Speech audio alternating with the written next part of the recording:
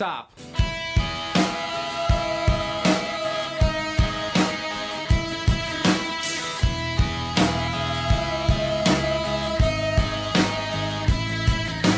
This week, we're going to cover things that make us go, or as we say in Scotland, makes my head mince. And in order to do this, we're going to traverse the infamous Dunning-Kruger Pass on the way to the summit of Mount Stupid. Look, Finlay, there's a sign over here. Towards the tree of Tarydiddle. Let's go. Here we are at the tree of Tarydiddle.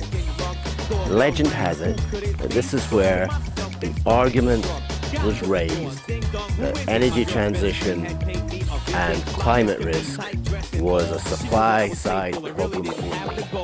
As if to say that any market exists without demand. So to truly address climate risk and to make a transition, an energy transition, it's both a supply and demand problem. We must reduce demand. We as consumers are also part of the problem. It's not just the suppliers. We can't make energy companies pariahs as if they're supplying opiates or nicotine.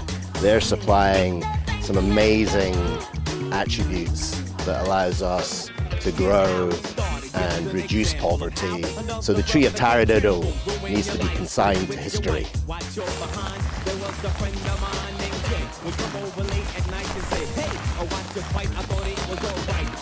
To the bench of Blatherskite, or to the stone of senselessness. Here we are on the bench of Blatherskite, which is written in net zero folklore, where the precision paradox was invented.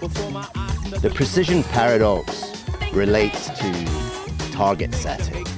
We have scope 1, scope 2, scope 3. Scope 3, all sorts of debate about how precisely it can be measured, but target setting is held out to be a silver bullet to deliver net zero.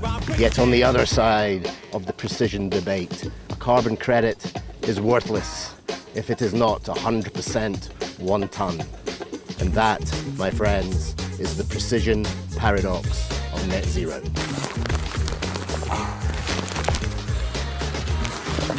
Here we are on the summit of Mount Stupid and the stone of senselessness. The stone of senselessness represents the greenhouse gas mitigation hierarchy and the interpretation of the greenhouse gas mitigation hierarchy to do compensation as the last thing. And you may have thought that the stone of senselessness would be a massive stone, but actually it's a small stone, and it represents compensation being at the bottom and being the smallest part of the greenhouse gas mitigation hierarchy. And why is it senseless?